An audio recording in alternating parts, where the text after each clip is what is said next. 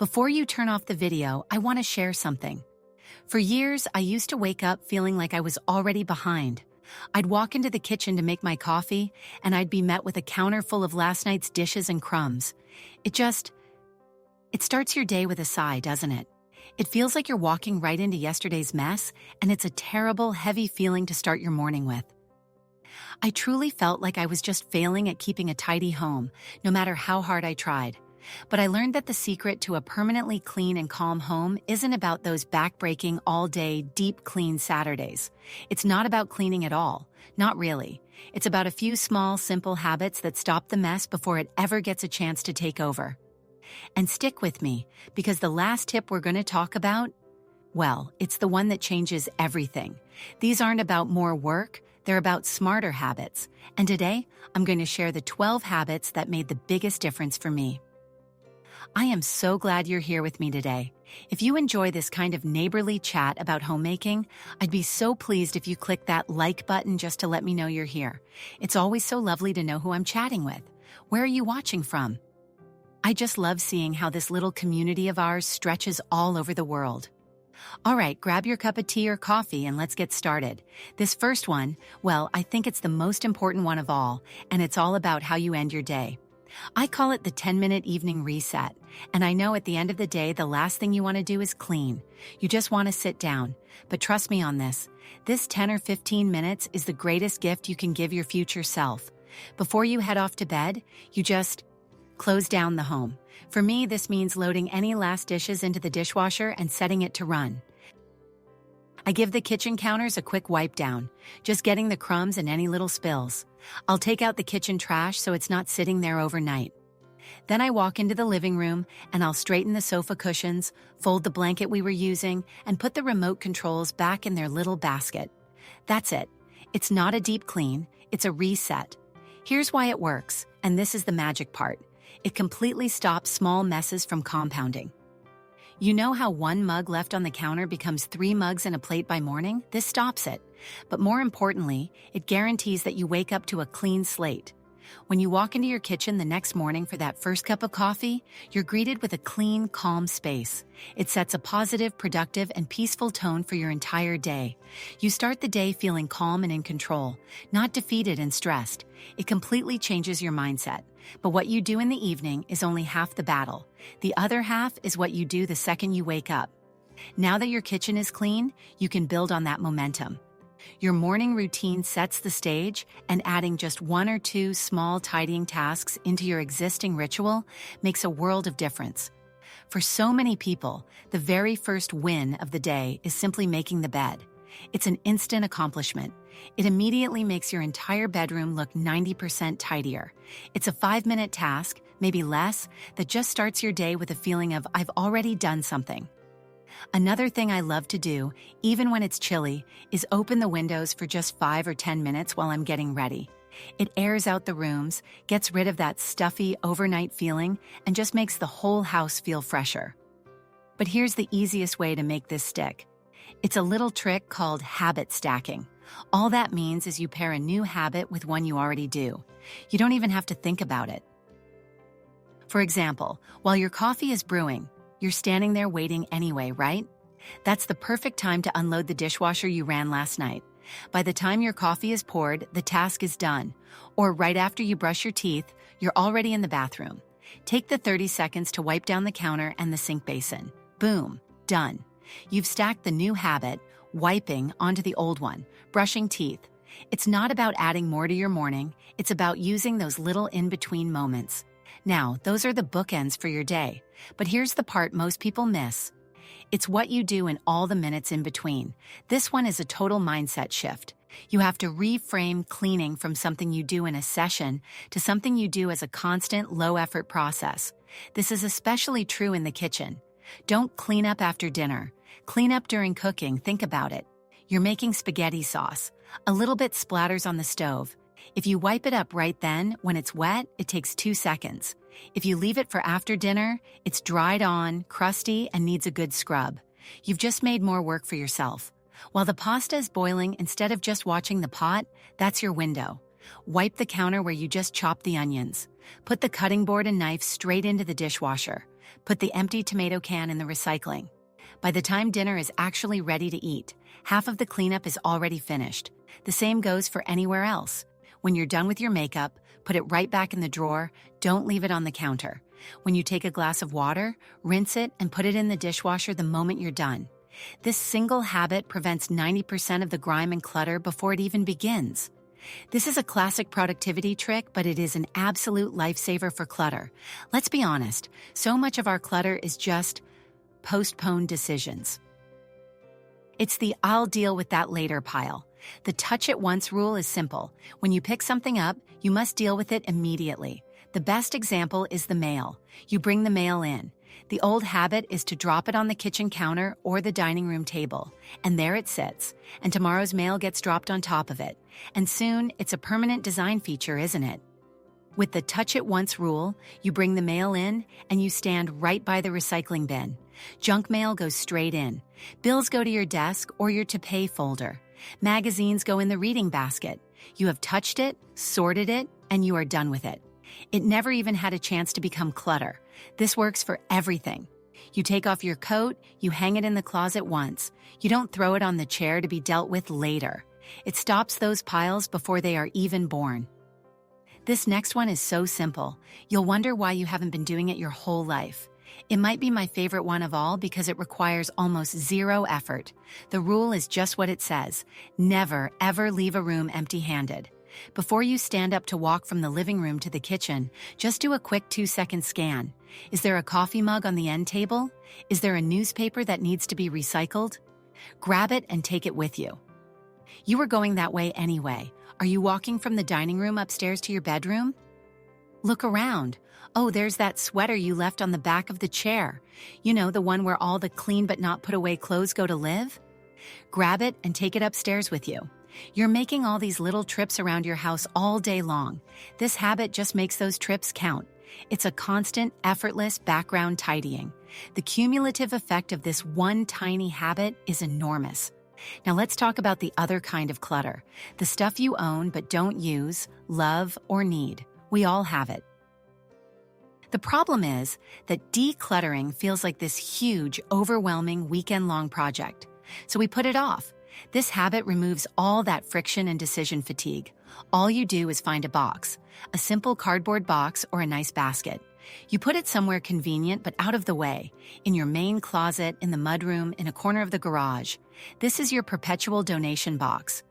Now, when you are getting dressed and you pull out that sweater you haven't worn in 5 years, you have an instant, easy choice. You don't have to decide to start a donation pile, which feels like a project. You just walk over to the box and drop it in. Done. You find a kitchen gadget you never use? Into the box. A book you've read and won't read again? Into the box. It's a zero-effort way to declutter on the fly. Then, once the box is full, you just schedule a donation pickup or drop it off next time you're out. No big, stressful day needed. Trust me on this, it's a game changer. If these tips are helping you so far, it would mean so much to me if you'd consider subscribing to our little community here. We share new ideas like this all the time. Okay, so the donation box helps you get stuff out. But how do you stop the new clutter from coming in and filling up that space all over again? This is where the one in, one out rule comes in. It's a very simple agreement you make with yourself. To stop your home from overflowing, for every new item that comes in, one old item must go out. You buy a new pair of shoes? Great. An old pair has to go in the donation box. You get a new coffee mug? Wonderful. You choose one of your old ones to donate. A new book comes in, an old book goes out. This isn't about being a minimalist or never having nice things. It's about being mindful. It's about maintaining a balance and equilibrium so your closets and cupboards aren't bursting at the seams. It also makes you a more thoughtful shopper. When you know you have to get rid of something to make room, you start to ask yourself, do I really need this new one? This is a big one. I truly believe that most clutter isn't really clutter at all. It's just homeless items. Think about it. The mail on the counter, the keys on the table, the remotes on the sofa. They're clutter because they don't have a designated logical place to live. And if something doesn't have a home, it can't be put away. And if it can't be put away, your house will never, ever feel truly tidy. You have to give everything a home, and it has to be simple. Use a small, pretty basket by the front door for keys and wallets. Use a simple tray on the coffee table for the remote controls. This is why that one junk drawer we all have becomes such a disaster, right? It's the home for everything that has no home. Use simple, effective storage. Get clear containers for your pantry items so you can actually see what you have. Use labeled bins in your linen closet for guest towels or first aid. This way, cleaning up isn't a puzzle. You're not deciding where things go. You're just putting them back where they live. A little pro tip here is to use multi-purpose furniture.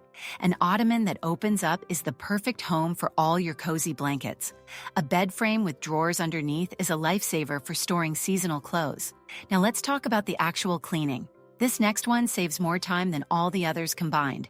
You do not need to clean everything all the time to feel like your home is clean. This is the 80-20 rule. 80% of the feeling of a clean home comes from 20% of the areas. So you need to identify your first impression zones. These are the high-traffic, high-impact spots that your eye goes to first. For almost everyone, there are 3 of them: the entryway, the kitchen counters, the living room coffee table. Think about it. If you walk in your front door and the entryway is clear, the kitchen counters are wiped, and the coffee table is tidy, your brain registers the entire home as in order. It gives you this immediate feeling of calm and peace. This doesn't mean you never clean the bathrooms or vacuum the bedrooms. Of course you do, but it does mean you should prioritize a quick, daily 5-minute tidy up of these 3 first impression zones. It gives you the biggest bang for your buck and keeps the feeling of a clean home going all week long. Here's a little secret. We are all, at heart, a little bit lazy. We will avoid a task if it's inconvenient. A big reason your home gets messy is because of friction. That's the effort it takes to start a task. If you spill a little toothpaste in the sink, but the bathroom spray and the cleaning cloths are all the way downstairs in the laundry room, let's be honest, you're not going to go get them. You're going to think, oh, I'll get that later, and you walk away. This habit is all about reducing that friction to 0. You create cleaning stations by keeping essential supplies exactly where you use them. Store a bottle of bathroom spray and a roll of paper towels or a stack of microfiber cloths under every single bathroom sink. Keep your favorite multi-surface spray and a cloth right under the kitchen sink. Now, when you spill that toothpaste, the spray is right there. It takes you 10 seconds to grab it, spray, wipe, and be done.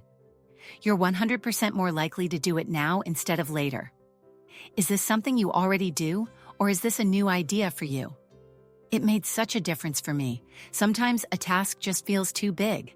That junk drawer we talked about, or a pantry that's gotten out of control, or just the dusting. You look at it, feel completely overwhelmed, and just walk away.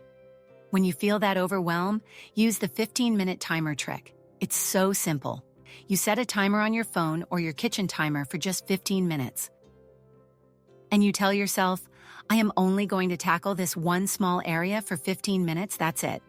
Maybe it's one shelf in the pantry, or one drawer, or just dusting the living room. You can do anything for 15 minutes, right? This gamifies the task. It makes it easy to start, which is always the hardest part. And here's what's funny. When that timer goes off, you have full permission to stop. You're done. But often, you've gotten in the groove. You're making progress, and you find yourself wanting to keep going for another 15 minutes. But even if you don't, that's fine. You still made 15 minutes of progress you wouldn't have made otherwise. But even with all these tricks, all these habits, you won't be consistent. You just won't stick with it, unless you master this one final mindset. This is it. This is the secret that ties everything else together. We have to stop thinking of cleaning as a chore. We have to stop seeing it as a burden or a punishment or something we have to do. You have to start seeing cleaning as an act of care. It's self-care. It's an act of care for your family, for your space, and for your own mental well-being. A tidy, clean home isn't about impressing anyone. It's about creating a space that makes you feel calm, safe, and in control. It reduces anxiety. Wiping the counters isn't a chore. It's an act of gratitude for the food you get to prepare there. Making the bed isn't a burden. It's a way of preparing a peaceful sanctuary for you to rest in tonight. You are creating a welcoming, comfortable, and loving environment for yourself. And here's how you make it stick. You pair it with something you enjoy. Don't clean in angry silence. Put on a wonderful audiobook. Listen to a podcast you love. Put on your favorite music, maybe some Motown or classical or whatever makes you happy, and turn it up. When you do this, you transform cleaning from a burden you dread into a peaceful ritual you can actually look forward to. It becomes your time, and that's really the whole secret. It's not about intensity, it's about consistency. It's not about one awful, exhausting, deep clean day. It's about these small, daily acts of care that you do for yourself and your home. It's the 10-minute reset at night. It's habit stacking your morning. It's touching things once and cleaning as you go. When you start to build these small habits into your day, the magic happens. The overwhelm disappears, and you finally get to have that home you've always wanted, one that feels calm, welcoming, and in order every single day. Thank you so much for spending this time with me today. I hope this helps you find a little more peace in your home. Until next time, take good care.